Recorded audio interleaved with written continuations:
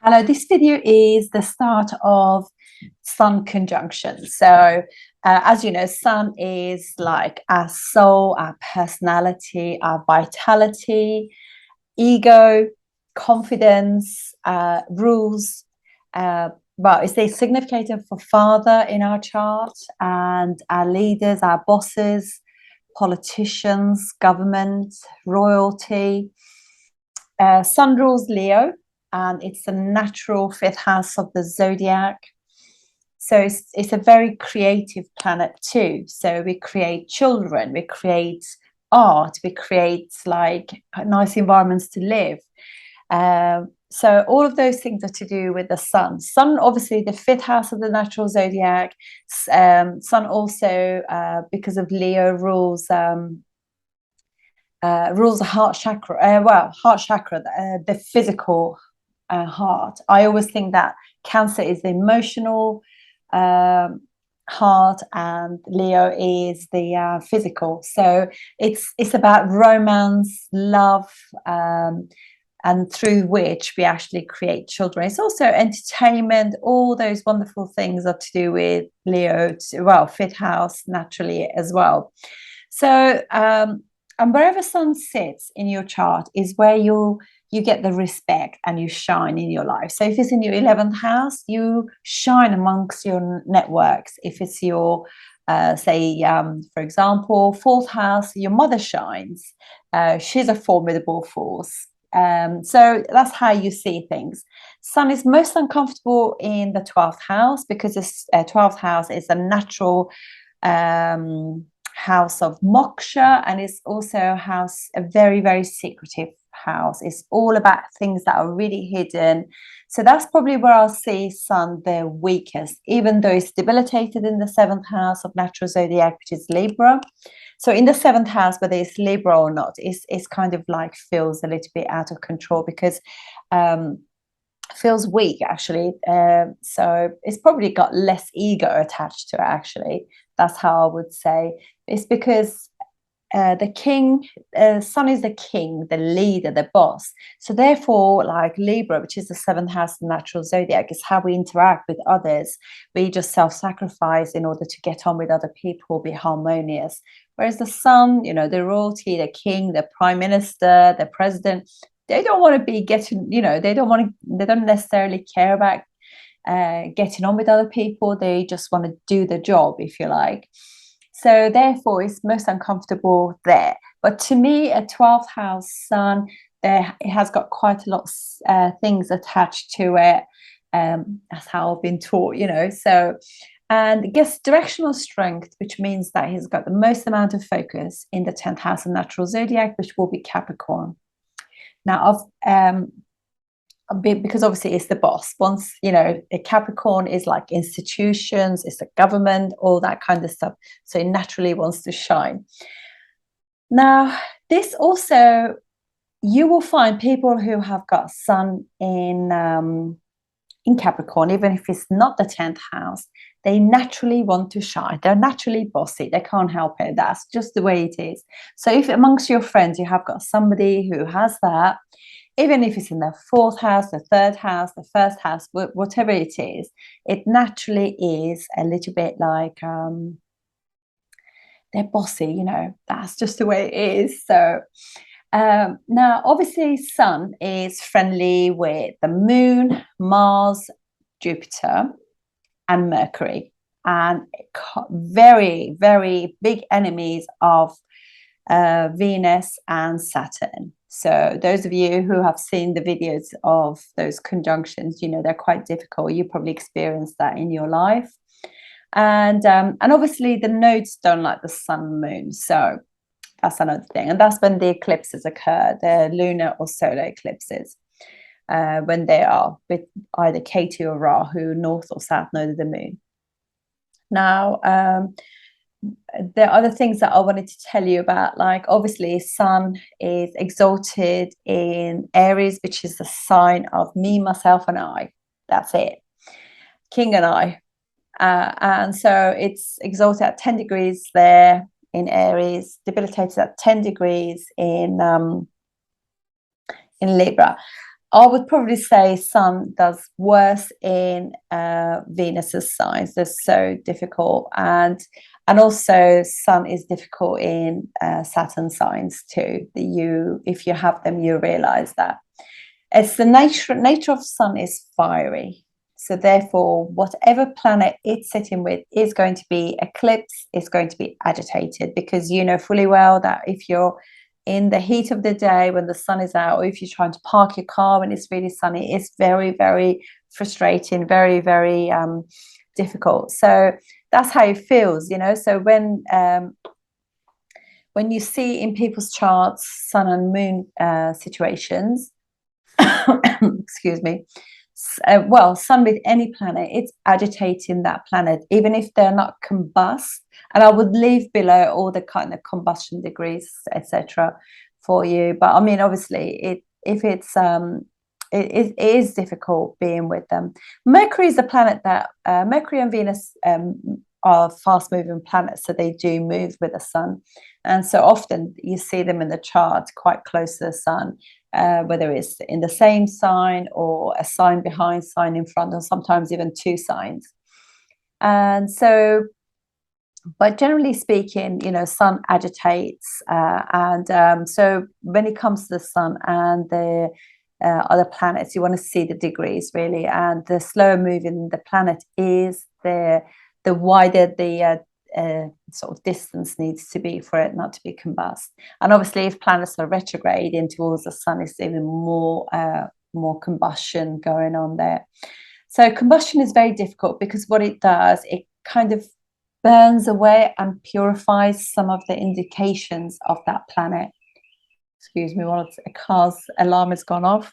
And the other things, so sun obviously gets directional strength in the 10th house. That's where it works quite well.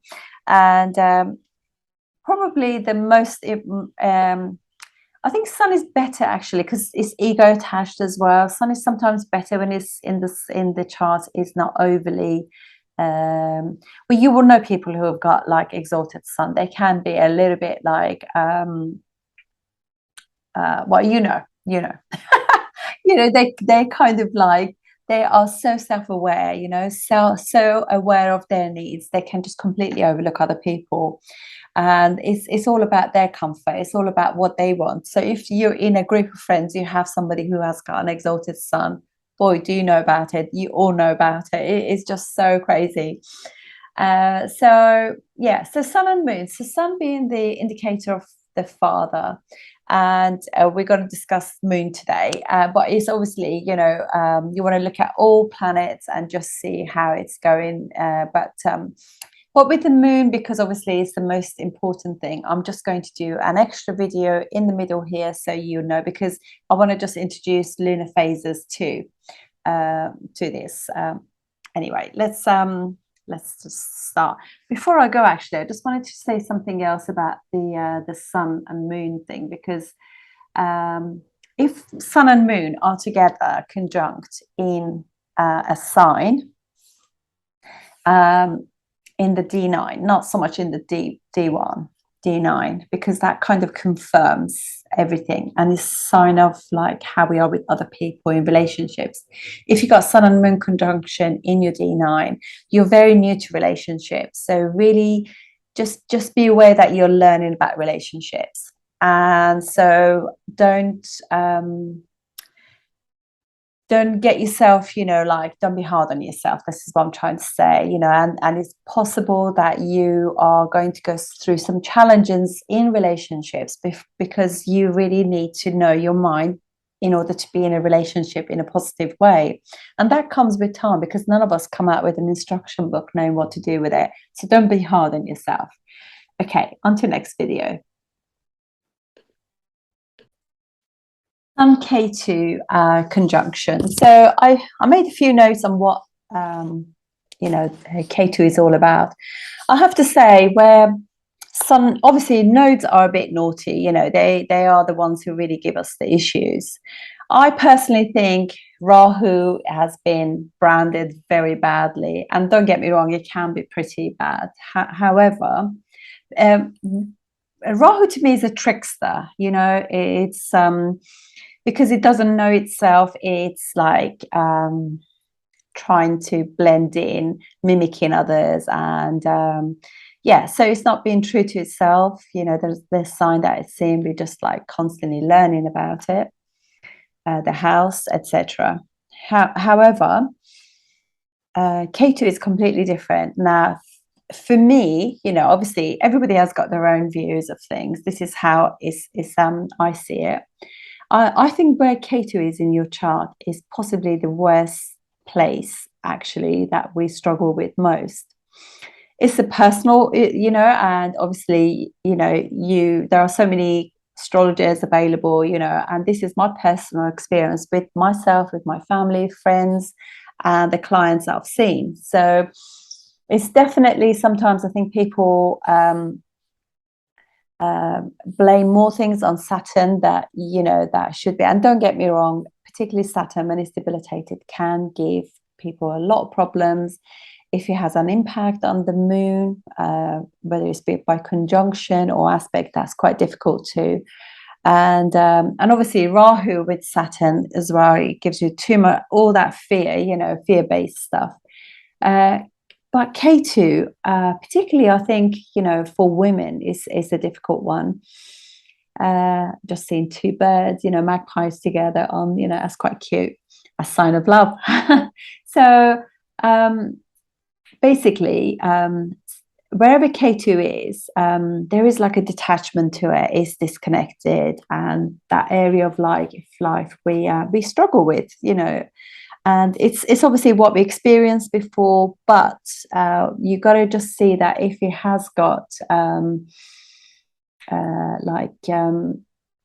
I mean, I'm going to do a short video about this, and I do have a video that I've put down below in the descriptions about just in how they work in different houses. But generally speaking, it is where we are uptight.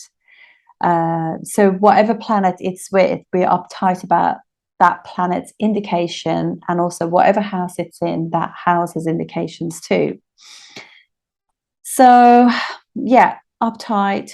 It's the person can be quite unavailable as well without realizing it. We don't realize we do this, but we are unavailable to the demands of that house a little bit, or, you know, the planets or the sign that they actually are connected to.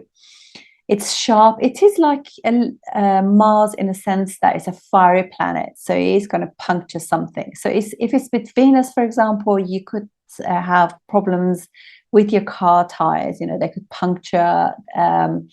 Or if Venus is in better condition, it could just be that you're constantly checking the pressure of your tires, you know, because it is Venus, the indicator of significator of cars, vehicles, is now sitting with Ketu, which is like a sharp object.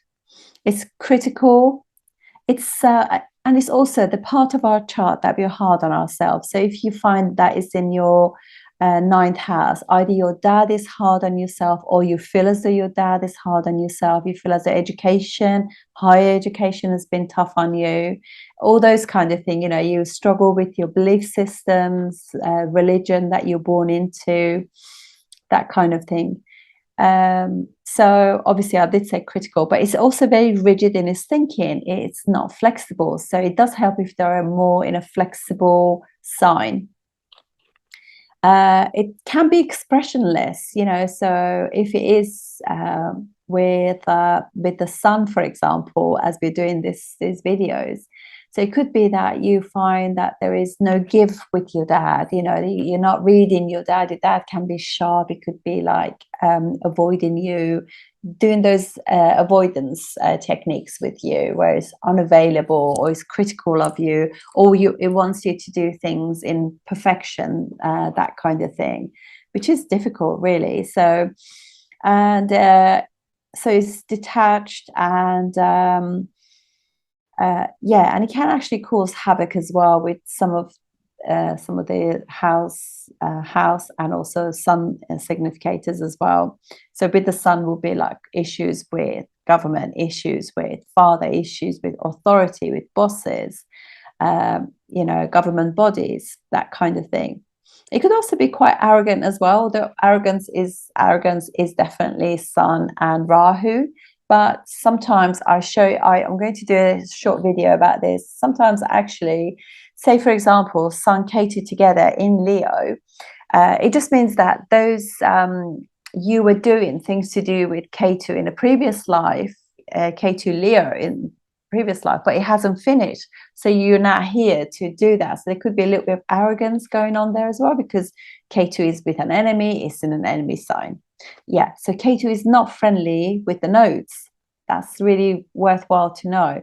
Ketu is friendly with Venus, but obviously it can hurt Venus and Venus's signs, because it's just, I find, to me, this is like number one of all malefics. This Ketu is way above Mars and Saturn to me, because it's just so detached. It's like, does it, you know, like there's no passion. It's almost like it doesn't touch them. And, you know, if it's in the family house or something like that, it can be very difficult, can't it? So anyway, but equally what it is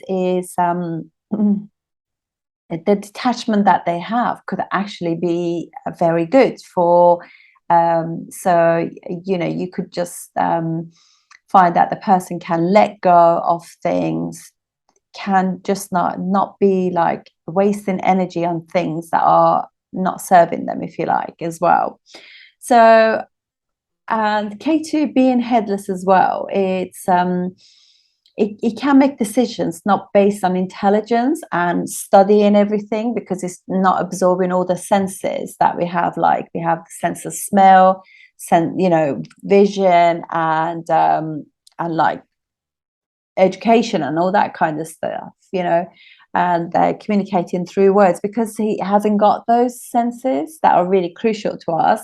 It's kind of going by a bit of gut feeling, but gut feelings normally is you know, like we need to kind of work on it, because again, it's a detached planet. So the decisions that Ketu can make can be a little bit headless, really, because that very thing, because it's blind to see what it should be seen. It's just making decisions based on, okay, my moral thing says that I should do this, and maybe not really studying the situation. So we need to be aware of that, you know. So anyway, so basically, yeah, it's and obviously just like Rahu, for some ascendants it could rule a really good house. So for example, for Leo ascendants, Mars is the Yoga Karaka planet, rules the fourth house, nice angle, and also ninth house, which is like, you know, a trinal house.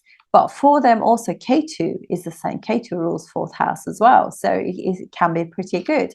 But then for Gemini ascendant, it rules the sixth house for them, because it co-rules Scorpio with Mars. So do bear those things in mind when you're doing things. And remember that Ketu is calm down. It really does work very well in because it's moksha seeking. It wants to be liberated. It's very spiritual, and hence the reason why it's so detached. But it gets very grounded by Jupiter signs. So by Jupiter aspect or Jupiter signs, it could really help this, because it can be quite a negative, critical planet. So you can actually calm it down. That will be pretty amazing.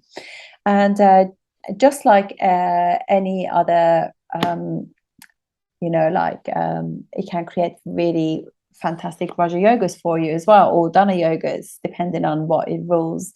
But just being aware is pretty good. And it can also work really well in Mars's nakshatras, particularly more like in the Gemini sign. It works quite well in Ardra, because it's quite transformative in Ardra, and which is in Gemini. And also it's good. It's never really like it for Venus or Venus houses.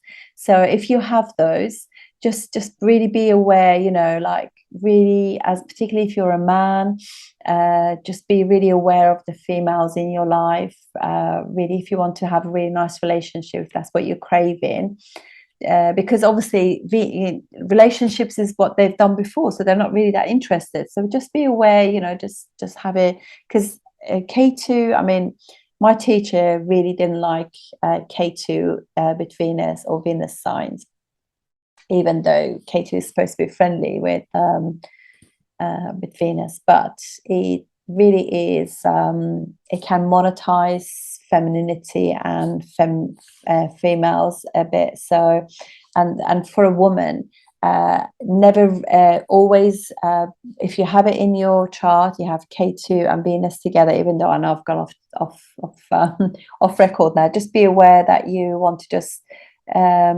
really get to know the person before you commit to anything, because they could start showing that detachment. And just be aware, you know, because if you want to have children, you want to have a child with somebody who's going to be there sticking around for both of you. So just be totally aware. But again, goes back, if your ascendant Lord and your ascendant is strong, then you can cope with all of these things. This is normally quite difficult when you know, with if it is your ascendance is weak, really. And the other thing is also with Sun and Moon, the nodes are going to be difficult because they are masculine and feminine energy within us, and also father and mother things, and also the mind and happiness with Moon as well, and the consistency and everything with the Sun. But Sun Ketu, one of the confluences between the two, despite the fact that they don't really like each other, and they both create this fog around, because obviously Sun illuminates and makes everything very bright, and Ketu is, you know, it's a mystery. It's like fog again, you know. So just be aware that what will happen, because they're both quite fiery, that can also, in a good sign, with work through it, because it gets better as time goes by. We learn how to, you know, these energies, we work with them and we turn them into what we want them to be. I definitely have found that. Don't let anybody hold you back and think a chart that you were born with is going to be you forever. It's just not going to be the case. We're here to evolve, and we want to evolve in a benevolent way. Yeah, so just we can work on it and get the best out of it, because actually what the nodes do, they make us realize our dreams. That's one thing absolutely for sure. So that's it. So I'm going to do the next video for the ascendants. Thank you. Oh, just meant to say, actually, so Sun is also your soul journey and soul significator for everyone. So it could just be that you need to get connected with yourself and work on bringing your four bodies together. So they say, like in yoga, like we have mental, physical, spiritual, and emotional bodies, bringing them together in order to just like work as one. And that comes with time, where we actually like try to get all the fragments that are kind of like we've given to different people, bring them in to actually revitalize our soul and work from there. So this, it can give you a little bit of disconnection with father and also with your soul. So work on that, bring yourself, make sure best remedy for Ketu is looking at the mirror every day to connect with yourself. So that will definitely be what I would say. And the other thing that's really good for it as well is like earthing. So walking barefoot on grass, on sand, on stones, obviously if they're comfortable, and just connecting with Mother Earth, just to sort of like, because what that will do, that will make the instinctive gut feeling of Ketu nice and strong. So, and that will benefit your relationship with your bosses, with your dad, and also with your soul. That's what you want, really, don't you? And what else was I going to say? Oh, let me just think. I think that's it. So obviously it can give you a dad who is quite spiritual, quite detached, can be a bit critical, that kind of thing. But then maybe that's the flavor of what he has had as well. So it's good not to be judgmental, because, you know, this is what we've chosen, so we have to work with it. And a father that can be a bit rigid about like their thinking. So that's it. I see you on the next video about the ascendants. Thank you.